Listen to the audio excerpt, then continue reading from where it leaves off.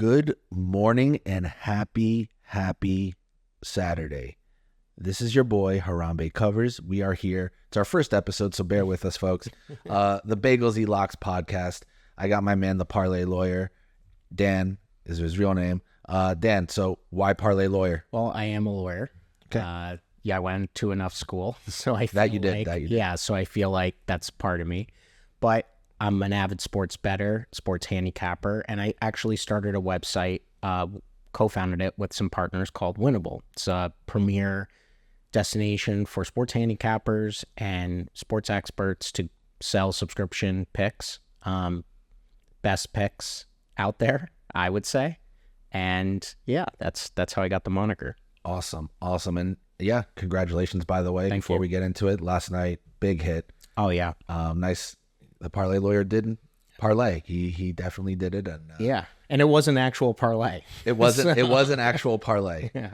No props, no nothing like that. But speaking of props, so tips, tricks, things you like to bet on. What do you typically like to bet? Do you normally do just straight parlays with over unders and spreads, or you more prop centric? Yeah. I mean, I think it really runs the gamut, right? When Prize Picks and Bettor and companies like that could operate in Florida. We're in Florida. Mm-hmm. I dabble on there. That's just player props. A lot of our users on Winnable only, kind of focus on that.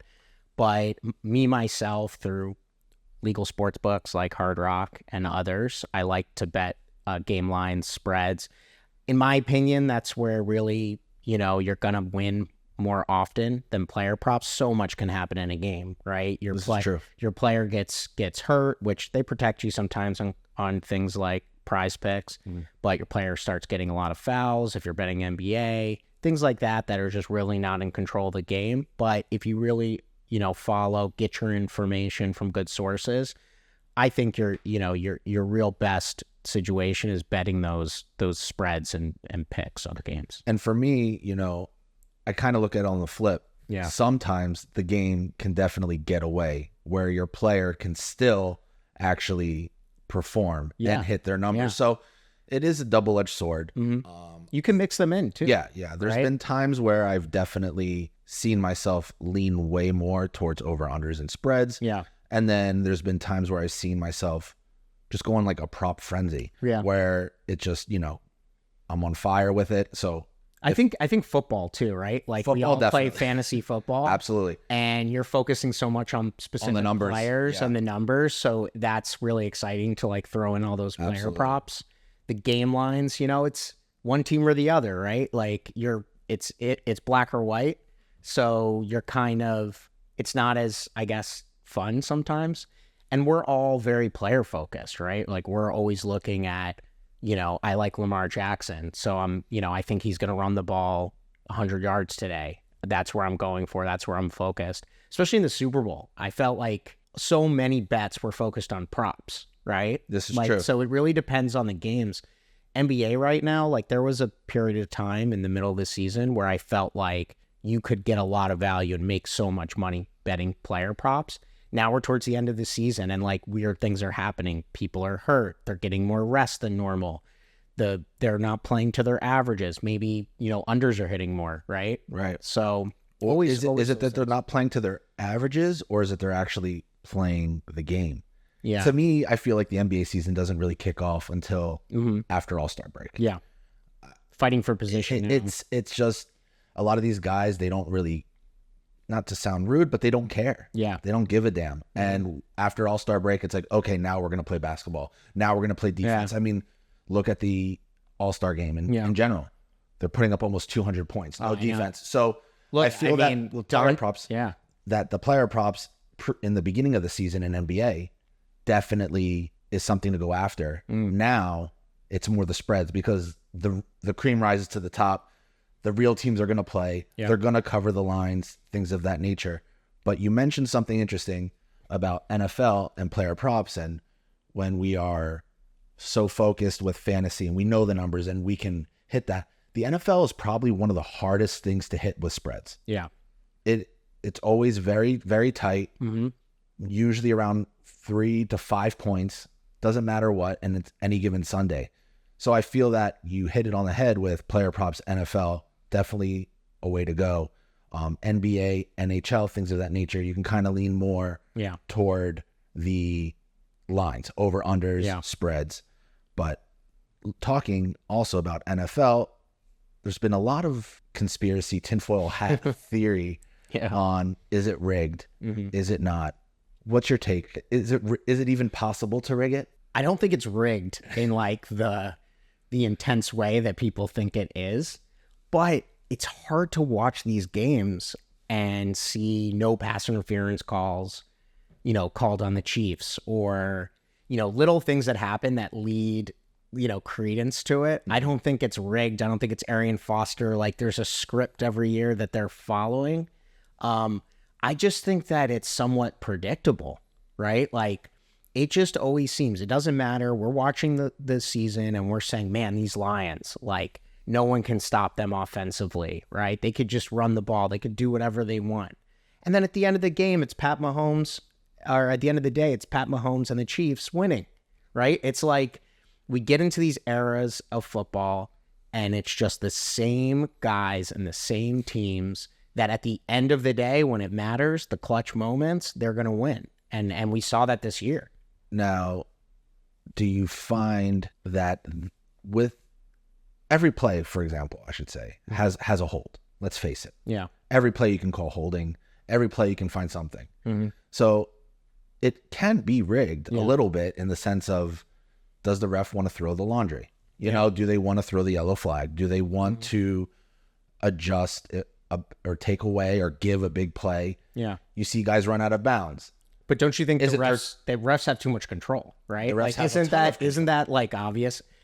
I remember there was a game like a couple weeks back with the Knicks, and there was just like the worst call at the end of the game. They called a foul, I think, on Jalen Brunson. Yes, you text me the next day right away. Right, and I'm wearing a Jalen Brunson shirt. But they fouled Jalen Brunson. They complained to the league. The refs admit that the play was wrong. And then, though, that actually helped the Knicks. A week later, there was a game reversed. Where Dante DiVincenzo like legit tackled the guy. Yeah. And they don't call it at the end of the game. And I think it got into the refs' heads that like, oh, we have to be careful. We decided that game. We're not going to do it again.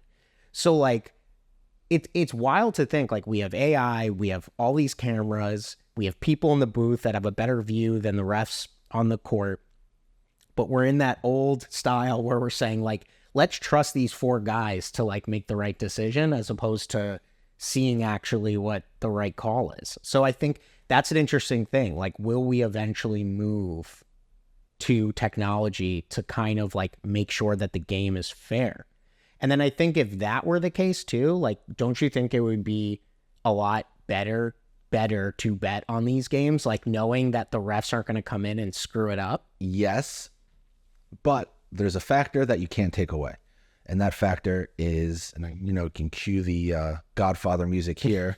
You got recently, apparently the Italian mob is offering these college students to rig a game. Yeah. Offering $250,000 to $300,000. You got Mo Hassan from Vandy coming out saying that he was offered $300,000. Now, especially with NIL, you have a lot more leniency and ways to pivot and move funds and money to these college athletes without getting a slap on the wrist. All of a sudden, they're doing an NIL deal at the local car dealership. Right. They have a Bagels and Locks sponsorship, and I'm going ahead and giving them money. I mean, I'm maybe for it, but like, this has been happening forever. Right. Like, I don't think that this is new. This is new news. I mean, we saw with Donahue, that ref that there was a whole documentary about. He was taking money to rig the games. We've seen it in movies. This is always happening. Anytime that there's like a chance to profit, I think that there's always going to be that element that tries to sneak in and cheat and try to, scam the system. Mm-hmm. It's always there. I mean, now it's viral, right? It's like because there's somebody saying this, but this has always, kind of been the case, right? Mm-hmm. Like with the mob, quote unquote, if that's even real. I don't even believe. Yeah, I don't want to be knocked off. Yeah, I'm not coming at the mob right now. I don't believe that. I don't believe that the mob is real. You know, but yeah, I feel like this stuff has always been happening, right? Like it is inevitable. I mean, money makes people do crazy things. Absolutely. You've seen it, and you know, it's just wild because we bet, other people bet, people are coming in new that bet, and they try to just get them with anything, and you know, just it's frightening. Yeah, it's frightening. But hey, if you know, if anyone wants to get an NIL Bagels and Locks sponsorship, and I can win more parlays, you know, I'm not saying I would, but you know, I just think it's there. Like, I just think it's always. No, it's inevitable. It is inevitable. Now, we did talk a little college, so let's get into a specific player that you seem to not mind with what he's doing. I think he's a total jackass, but I get it. And that's Caleb Williams. Okay. This kid, he's going to be a stud. Well, then again, whatever the main sports media is feeding us, you know, Baker was supposed to be a stud. Johnny Manziel was supposed to be a stud. The list goes on. Tim Couch won a Heisman. I don't think he ever played a snap, was drafted as a wide receiver. That said, Caleb Williams is a different breed. He is a beast. But now they're getting just a little bit too wild, in my opinion, with I'm not going to do this. Before, it was an honor to make it to the NFL. It was a privilege. It was something that these kids can be, I did it. Now, it's almost like, you know, I mean, Eli kind of did it too, right? I'm not, and even John Elway. I mean, it's been going on, but this is just so bizarre that goes to the combine, doesn't want to do anything. Having his agent or his father state that he wants to have part ownership of the team that drafts him. You're okay with this? I'm 100% okay with that. So, like, clearly you're just about the money. Whoa, wow. So that one actually hits me hard because, well, that's why he wins his bets, I guess. You know, look. So first off, I think you got to look at those things separately. So first, you're talking about him not throwing at the combine. Like, why would he throw at the combine? What does he have to gain at this point? He's put all his stuff on film.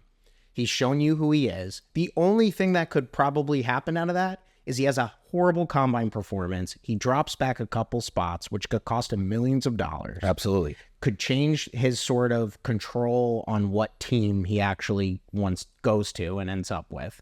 So what is the point of that? I think that the combine itself at this point is really just for those guys that need to prove something. Mid-round. The guys that are like, I know I can throw the ball 70 miles per hour. I know that I didn't rush a lot in college, but I run a 4.5, right? Like, showing those measurables that maybe people didn't see. But for Caleb Williams, he runs at the combine and he runs, let's say, a 4.9, right? Which Cat Williams, I don't know if you just saw, he just ran a 4.9, which gives us all short kings like a lot of hope that you could stay athletic like during your later years.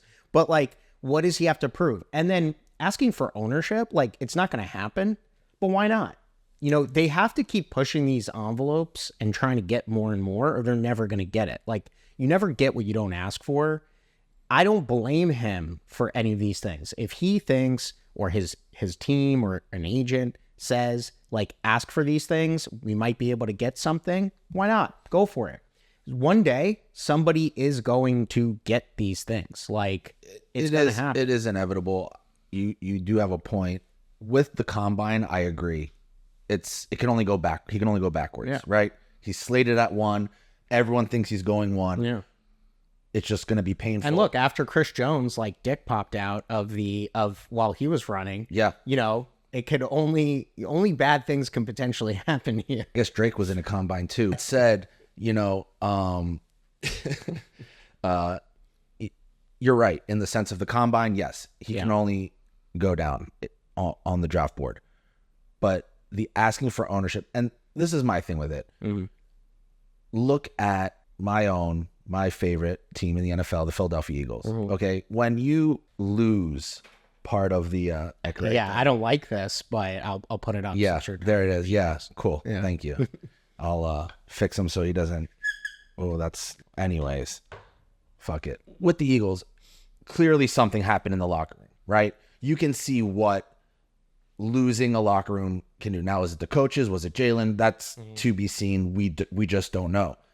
But there have been guys in the NFL that have openly come out hating on Caleb Williams a little bit for that attitude. Yeah. So you have to remember, every single person in the NFL, they have an ego. When they were in middle school and high school, they were the best. When they were in college, they were one of the best. Now they're in the pros, they get all this money, they get all this fame, they get all this stuff. You're going to have some kid who, yes, he could be one of the best quarterbacks, but unproven in the league. We know that it takes a lot to prove yourself in the league. And it's this ego coming into the locker room, and they're going to take barking orders from someone that hasn't taken a snap yet in the NFL. So these guys are going to say, fuck you, I don't want to play with you, or I'm not going to listen to you. And now you're going to have this like issue in the locker room. Yeah, but at the same time, it's just like you said, he could end up being Tim Couch. He could end up being Ryan Leaf. Like, he could suck. This could be his one moment to secure money for him, for his family, for his life, you know? And I feel like, so yeah, there's a balance where you're saying, okay, I want to put myself and my team in the best position to win and for me to be Tom Brady. But like, how many of these quarterbacks, even Kyler Murray, who's like so talented, it's kind of showing us like, is he ever going to be a winner in the NFL, right? Is that going to happen? No. So you look at your career as this finite time, and if you have that moment to grab money and like secure your life and secure your future, okay, maybe the tact is wrong, but can you blame the guy? No. Right? Like, can you blame him? I mean, if I were in his shoes, would I do it too? Even though I hate on it, I guess you're right. Yeah, you know, it depends like how you're raised, who's behind you. You know, is your dad, what's his name? LeVar Ball, right? Like, you know what I mean though? It's like, what is your goal when you come in? If your goal is to be, you know, Tom Brady or to be Aaron Rodgers or whatever, then maybe you want to make sure that like the team buys around you, that you feel this like humbleness that you should prove it. But let's remember, this guy went to USC. You know, he's in Hollywood. No, that's you know, and I think it's part of it. Like, he's been surrounded by like culture that said like, just it's okay to act this way. Yeah, just make money. Be, you know, like be a star instead of going ahead and being, you know, the ultimate team guy. And like, obviously, if you're the ultimate team guy, you win Super Bowls. You know, like Pat Mahomes, he wasn't a high draft pick, right? Like, wasn't he? No, he was not a high draft pick. He wasn't a high draft Lamar pick. Jackson wasn't a high draft pick. Jalen Hurts wasn't a high draft pick. But these are all guys that we like. Whoa. Just cool it with Jalen Hurts throwing him into that. But I got juice. Just because Nick, I mean, he's no Nick Foles. I need to take him away. He's no Nick Foles yet, right? Yeah. But yeah, like those guys though, it's easier to say, oh, well, Pat Mahomes didn't act like that. You know, Tom Brady didn't act like that. But these guys also weren't like the first pick. And maybe they would have acted like that. Maybe they would have acted different. But look at the guys who have acted like that. Yeah. Johnny Manziel. Where's he now? Unwinnable. Well, Johnny Manziel is unwinnable. You want to be with Johnny Manziel? Johnny Manziel is unwinnable. He's the parlay lawyer is unwinnable. Harambe Covers is unwinnable. Exactly. Winnable.com. Just legends. Parlay lawyer / Harambe Covers / Johnny Manziel. But Johnny actually surprisingly like seems to be a pretty talented hockey picker. He's been doing pretty good. Hockey picks. So hockey picks are difficult. You definitely know how to do that better than me. Can I bring? What's more difficult, the hockey picks or pronouncing the players' names in the hockey picks? Well, both are very difficult. Okay. And I go to a lot of Panthers games and I still can't pronounce half their names. How about the Panthers though? Oh wow! And I love what they're doing. This is incredible. Like free agency, and they're actually like buying it, trying. No, this is it. They got to win this year. They have officially created. And every player in a post game or an interview, if you pay attention, you know, the GM came out and said it, and a lot of the players said it. Tarasenko said it. He just, obviously got picked up on Okposo yesterday. Yeah. Got picked up. You pronounce their names well. I'm a hockey guy, but and he'll probably would you like a Zin? A little upper deck. Yeah. Since you're a hockey guy. Yeah, sure. I'll take. Well, I like to call them lip pillows. Lip pillows. Yeah, you just. There you go. But the got me sidetracked now. I got all. And we're not sponsored by Zin. No, we're not. But I would like. But I love the pillows. They're Yeah, very comfortable in the lip.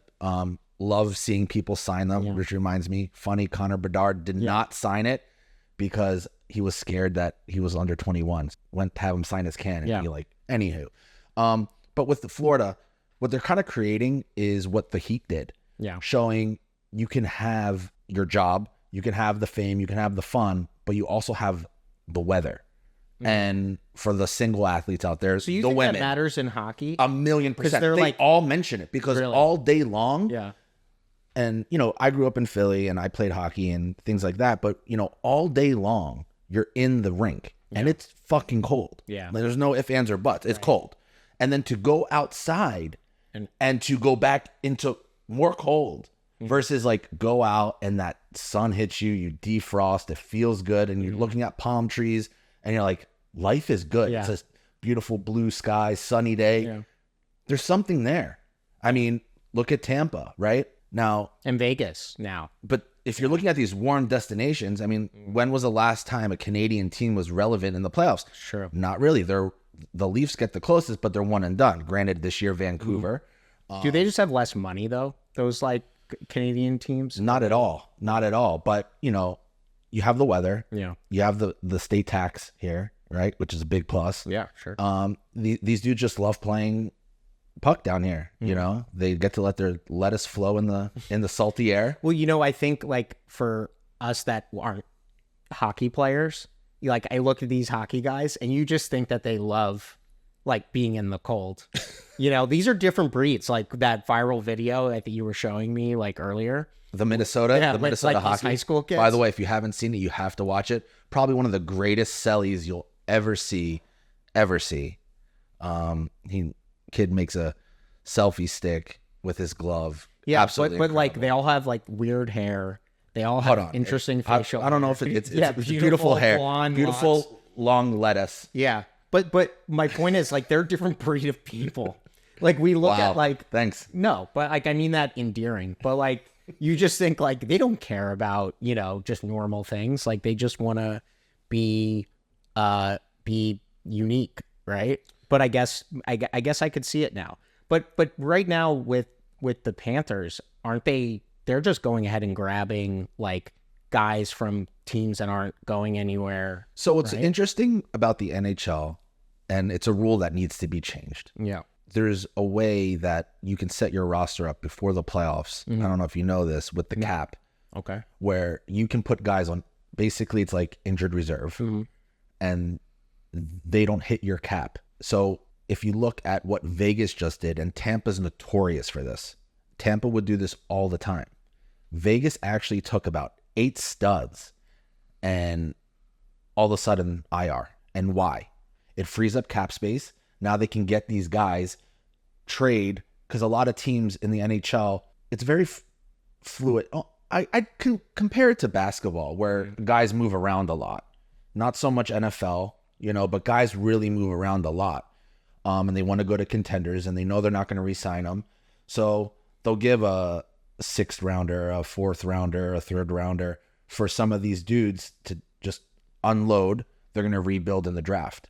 And the NHL is also more developmental in the sense of, aside from these anomalies, the Bedards, the Austin Matthews, these studs that go one and are clear like Sidney Crosby, type players, they're all diamonds in the rough. Like they all get drafted. They go to the AHL.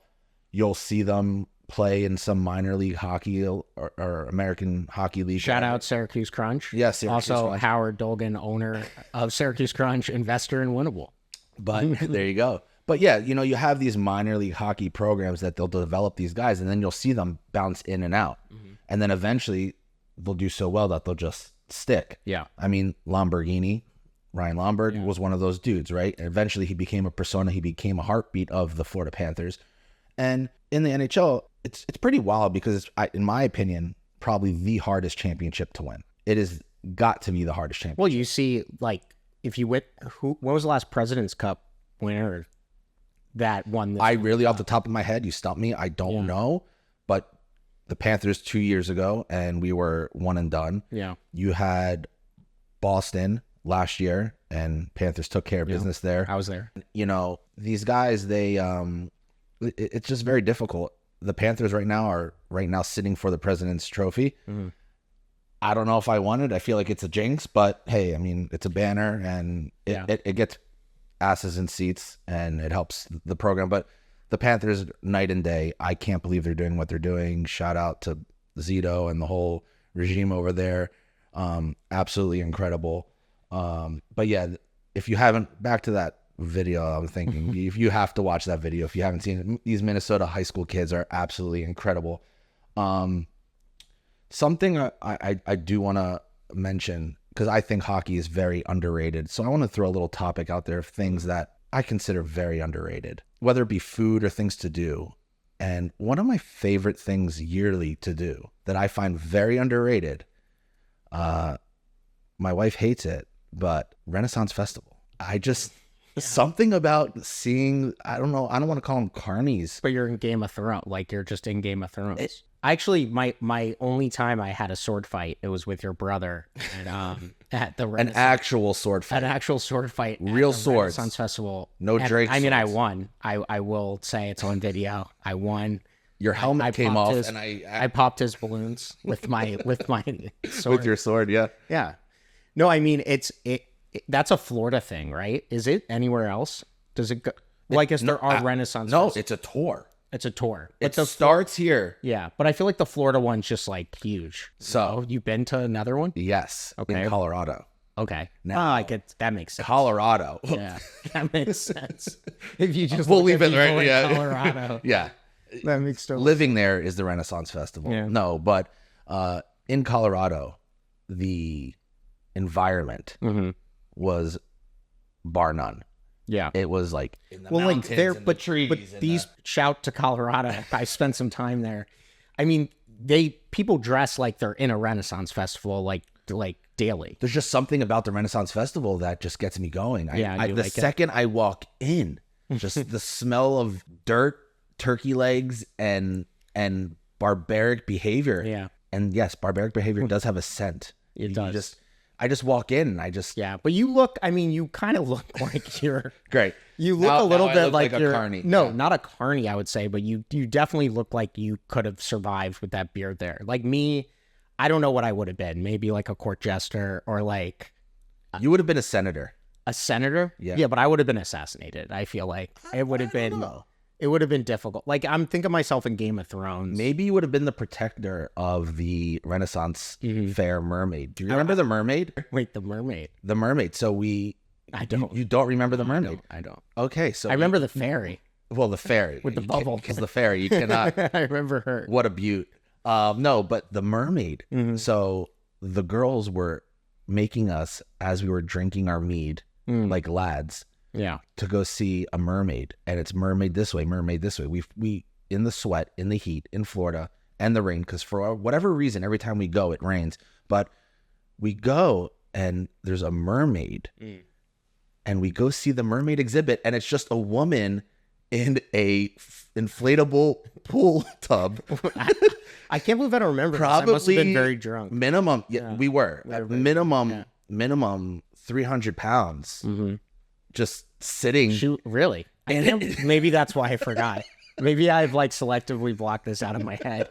The way you're describing it, like I don't want to see like a 300-pound woman in a kiddie pool. I'm happy you brought this up. No, but so yes, the Renaissance Festival. If you haven't gone, definitely be sure to go see the Renaissance Festival. Yeah. It is must. It is a great time. But one more thing I just want to dabble on. Give me one food item or two that you find very underrated. Like, for example, when you have it, you go, fuck, I don't eat this enough. Like, this is really good. Can you think of any? I mean, I think I could think of one. Like, you know what I had the other day that I don't think I've had in like 10 years that was just Here we go. good? Yeah. A pretzel rod. There we go. Have you like, you know what I mean? Like a salty, Like the hard that one you get that in you have to school? Crunch that you get in like school. Not the little sticks. Like no, not the little, like the big rod. They're girthy. Yeah, the big, big yeah. rod. Yes. I had that, and I was just salty, like, you know, in this age of marketing, like, you know, no one's marketing these pretzel rods anymore. Like, they've had their time. Like, they might, you know, for you have a child, but like, beautiful, my hypothetical children one day, should I procreate, like, will they have pretzel rods? I was thinking that as I was you get them like at Costco in the big tub. No. You don't. You just go not like big tub. straight Publix. Okay, like not big tub. Snyder's. Yeah, got you. Yeah. Shout out Snyder's. For me, my two would be dumplings. But that's not underrated. Yes, everybody loves dumplings. But how many restaurants serve it? It's every Chinese restaurant. No, not real good. Like legit dumplings. Every Chinese restaurant. No, not legit dumplings. I'm sorry. Like you, if I go right now and I pull up a Chinese food menu, am I going to see soup dumplings on there? Soup dumplings, different, harder to deliver. But I'm soup. You know, you could order those soup dumplings. They get delivered. There's the only thing that you can get now is like shrimp shumai and like a pork gyoza. Vegetable. Actually, what I would say, vegetable dumplings underrated. Like, okay. Everyone's like, you know, what's your thoughts on pudding? Pudding. I'm a fan of pudding. There was a good There's a Seinfeld episode where like Kramer is selling the pudding skins. You know, like just the like thing you take off, and like you lick the top. Yeah. Like he just sells those, like the pudding skins. I think like pudding is in a dessert menu in many restaurants. Pudding, just like straight up pudding, like rice pudding. Ugh. No tapioca pudding. Yeah, come on, it's disgusting. See? Yeah. Well, I don't know. We beg to differ. Differ. You beg to differ. Yeah. Sorry. No, okay. And then let's see what else we got here. So we did our sports betting tips and tricks. Hold on. Let me bring up another sports betting topic related to hockey. Oh, go ahead. So there was this period of time, I think it was like January or many moons ago. Like December. It was about a month ago. Like no, I December, remember this. January. Yeah. Where kind of like this like betting hack that was like discovered was like correlation. And I was doing, and not that I knew so much about hockey and what was going on, but I was doing a lot of hockey slips, and it was mostly through like AI correlation where they were doing, you know, you were correlating players within a game. For instance, you would do less goalie saves, and then the forwards on the opposing team less shots on goal. Understood. And it was hitting like at a crazy rate. And then prize picks and the other books actually either completely got rid of same game correlation because it was just too successful for the bettors, or they were, you know, same game parlay type limiting the odds, which happens on the books right now. That happened to us because I remember you talking about this. Yeah. You came over, we were watching something. I don't remember what, but we were going to like, let's make a bet. Yeah. Every time we see each other, it's let's make a bet. And we went to do it. Yeah. And it wouldn't let us. It wouldn't let us. It was like, you can't use these players in like the same game because it's so obvious. Right. But like that's interesting because it's like, how do you feel about the books limiting, you know, bets? I mean, they're winning. The book wins more often than you know, the individual bettor. Mm-hmm. And it's like, man, we finally found a, you know, some sort of hack here, and it went away. Yeah, I feel that the books, just like anything, we just can't control it, right? Yeah. We're at their mercy. We are betting. It's like it fuels us. It's a drug, and if we want to bet, we got to play by their rules. Yeah. It's the unfortunate nature of the beast. Yeah, but you are correct. I think it's bullshit. Yeah. If I want to bet on something, I should just be able to bet on it. Mm-hmm. I do think that books should allow us to bet on, like, make up something, like we could submit it and then like for a future, and they will come up with something and send and come back. Yeah. For example, I remember maybe 3 years ago, I was in Vegas, and I ran around Vegas, and we were talking about it. It was like we wanted to bet the Jets won't win a game. Yeah. maybe more than 3 years ago, 4 years ago, something. Did they win? They won a game. They won a game. So thank you, Vegas, for saving me and not taking my money. But that should be like, if I come up with, you know, X team is going to do X, Y, and Z in a future type bet, submit it. Give me your odds. Yeah. If I don't like it, fine. Fuck you. I won't take it. Sounds like a good business idea. Wow. I think you just came up with a good idea. I mean, there should be a book that you can just submit, and then there's like, I guess you would need a trading sort of like floor of people that are making the odds and doing that, which kind of happens. The casino would just need to accept the bet. I mean, how many times do casinos just say, we're not going to take your action? Right. Right. It's just like your general bookie. I mean, I see some of these cappers that they get cheesed when the casino will take their $50,000 bet. Sometimes they'll just say, absolutely not. They think you're up to no good or you're onto something. Yeah. Right. When I was in Vegas a few years back at week 1 NFL, and I was betting, and then I was high, low, and then I started going. Yeah. And then I went to go place, I'll never forget, Patriots, Steelers, second half, take the Patriots and take the over, and they froze me. And they're like, oh, you got to go talk to this guy. And they literally released me and said, okay, you can go make your bet at second half kickoff. And I was like, and I was already it's over. Yeah. So it's like, oh, thanks, you know? No, absolutely. Now, that pisses me off. So things that also grind my gears. Oh, okay. So that's this segment brought to you by... brought to you by, shout out my gears. My gears. But it does. And it's stupid, but it happens. And you may not notice. So my brother buys a camera, $600 camera. I buy lights. I buy whatever. You get everything. Yeah. And then it comes with the USB and no fucking box to plug in the wall. Oh, like to charge it? No, to plug it in. Like, you know, the old iPhone squares? Okay. Everything now needs that like USB square, that square. USB-C, yeah. And it doesn't come with it. How do you not give me that? So great. Yeah. I'm running around to like Walgreens, like you know what I'm talking about, right? I hear you. Is that not ridiculous? Sure. I mean, that would annoy me, I suppose. Thank you for buying all the equipment. No, is that what you're trying to say right now? No, that's not what I'm trying to say. Is this you just trying to like put the point that you bought all this equipment? No. Because that grinds my gears. No, that is not the point. Right. The point is that if you buy something for $600, you should be able to charge it. Yeah, I hear you. And not have to, no? Yeah. I mean, there's a lot of things that piss me off like every day. Like I'm just walking the streets and I'm just saying that pisses me off. Well, that's the world we live in, right? Yeah. Yeah. No, but I was just thinking about it. I don't know. Okay. It just really pisses me off. Yeah. But let's go talk about real quick the name. Bagels and Elox. Okay. So what? Why? Yeah. Do you know why? Well, I just using my legal inducement. Bagels, we're both Jewish. Shalom. And locks, the like locking sports bets. And it's a delicious treat. And the homage to our beautiful wives. Oh, they're both Hispanic. Yeah, that's true. Yeah. Which is very cliche, too. We're two Jews doing a Bagels and Locks podcast, and we married Hispanic women. Very, very cliche. Yes, it is. This is very true. We are cliche. This is very true. Now, coming up, we do have, how's your Zyn, by the way? How's it feel? It's good. I have two. You have two? An upper decky and a lower decky. You do? Yeah. Really? Yeah. I call those bunk beds. Bunk beds, yeah. I've heard that. Yeah, it's very nice. But coming up, we got St. Patty's Day. Are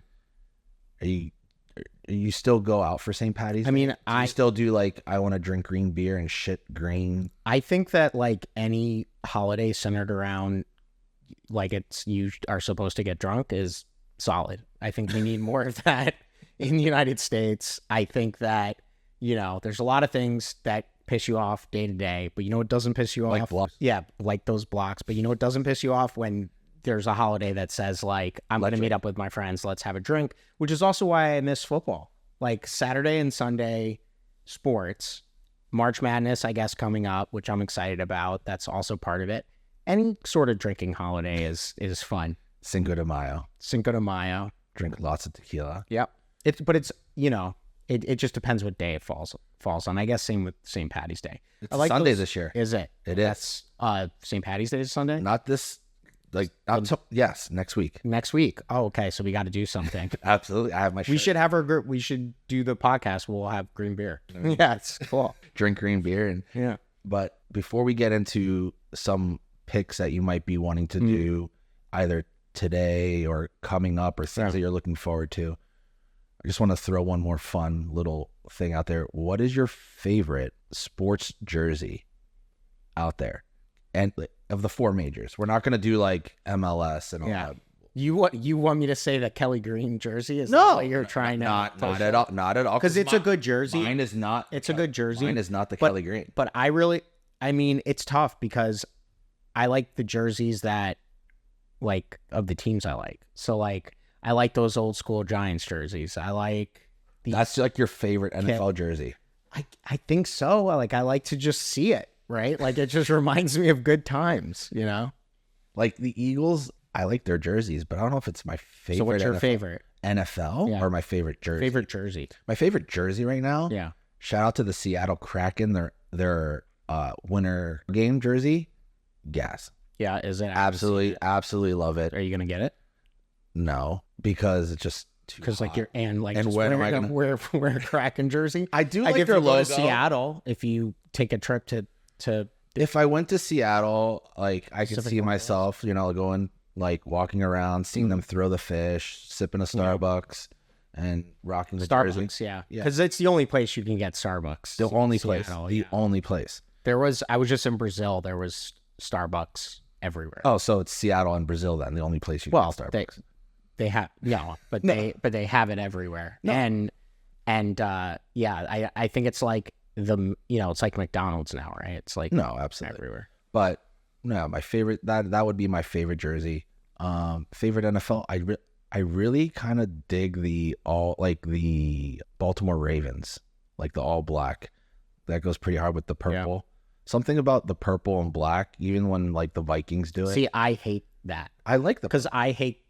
I really don't like purple. Maybe it's because I liked Barney as a child. Yeah, we have some purple in these logos, but I hate grape soda. Well, no, grape soda tastes like medicine. Yeah, I hate grape juice. I like wine. You did like purple when you bet the Gatorade would be purple. I did, and I won that bet. And mind you, I didn't realize, but going back to the rigged thing, the line on that moved tremendously. Well, because it was known. Like, there was some inside information out there, the Gatorade colors that were Did they cap you how much you could bet on that? I really didn't bet a lot. I should have bet a lot. I see. Right? So I have no idea. Now, and with the rigging, thinking about it, I just recently saw an article. Did you see the thing about Temple? No.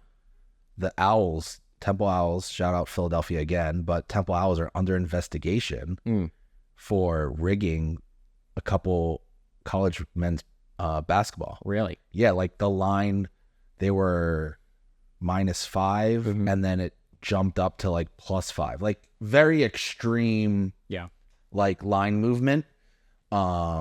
Just I don't know, just some shady business. Well, makes sense, Philly. We're just shady. Yeah, we're shady place. Shady. So we're talking college basketball. Yeah. March Madness coming up.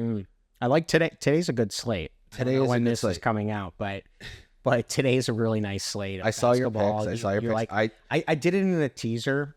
College basketball is so weird. What's your thoughts on teasers? Do you like them?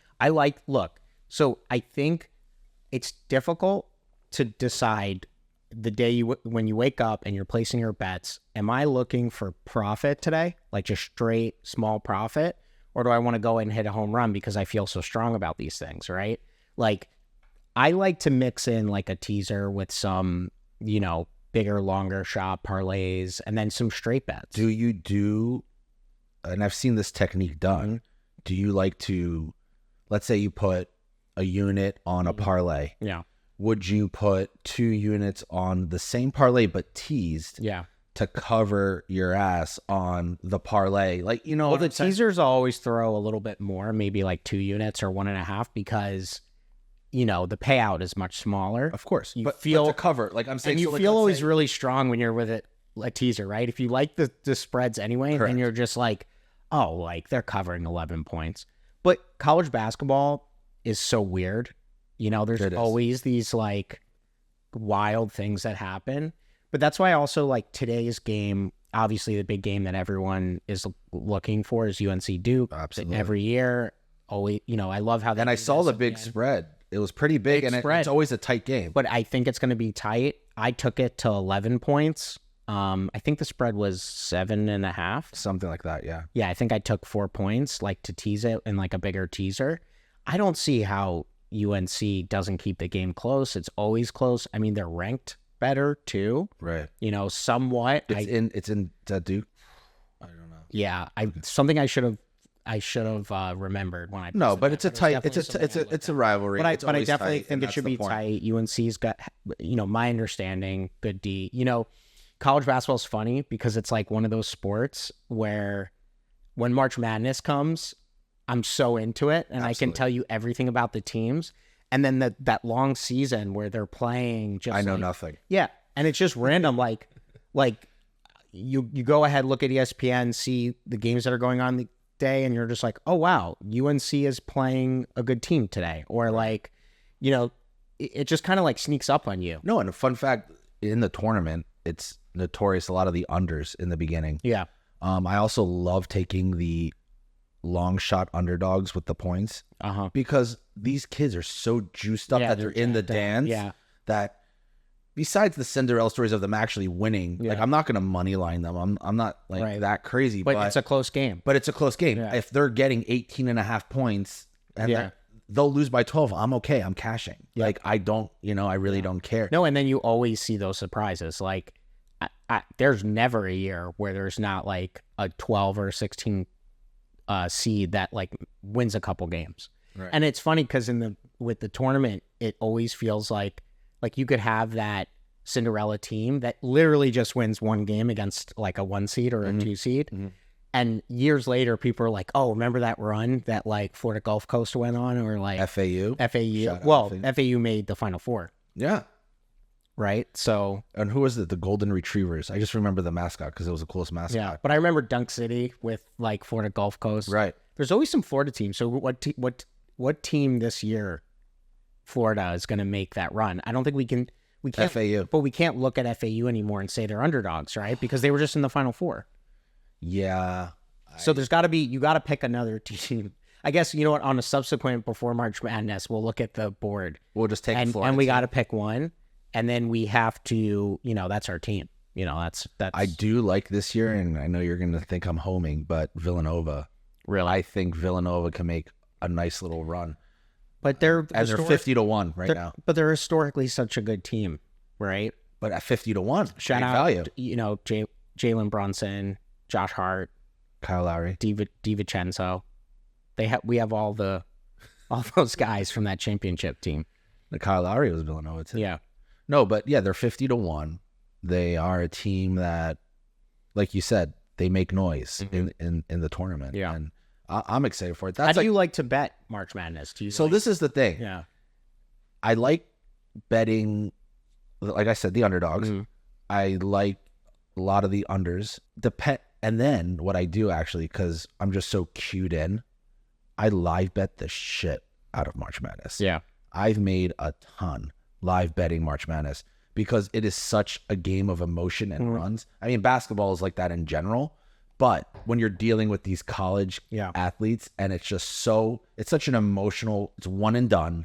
Yeah. There's so much on the line and they get so like hyped that it almost like watching a stock market. Like I'll watch the line, I'll watch the game, I'll see the flow, I'll see how it's moving and then kind of just like, and hammer. And then I'll go again and hammer. And I've actually like, one year like took 3 or 4 like live bets because I kept like you're buying crypto like okay, I believe in this, I'm, you know, whatever. And then basketball is the best live betting sport. Like even last night, so I had a very nice parlay win, but like in 2 of the parlays I had, so one of them I had the Heat covering 8.5. How about the Heat now turning it on? Yeah, but I thought it was like way too high. That's why I took them, and they were up. The Heat were up in that game by like 10 points for most of the game. And I am so upset I didn't live bet like opposite on the spread, the Thunder, because I knew they were going to come back. They ended up winning by 7, I think. Mm-hmm. It was either 7 or 8. Like I just covered, but it was like, it's obvious, right? When you see these teams that are just so much better in basketball, they always come back. It's just such a game of runs. Yeah, it's such a game of runs. It is incredible.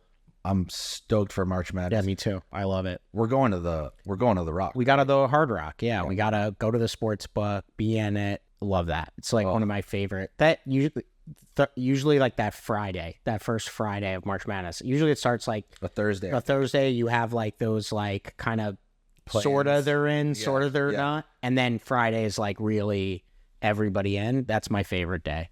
It is a good day. Today was a good day. Yeah, today was a good day. A great day. Yeah. And this was fun. We should do it again. No, we'll definitely do it again. Thank you everyone for being here. Love y'all. Be sure to follow. Be sure to like us. Follow my boy, the Parlay Lawyer. Follow me, Harambe, Instagram. I'm on TikTok. Be sure to follow the podcast, obviously. Yeah, that way you get and follow plenty of handicappers on winnable.com if you if you like to bet and want some premier picks. There we go. Well, shout out everyone. Thank you. I want to eat this bagel. Yeah, me too. I'm hungry. Like staring at me in the face, and maybe have some preliminary green beer just to get the palate going. Sure. Who knows? I don't know. Yeah. Have a drink for sure. Have a wonderful weekend, everyone. Yeah. Later.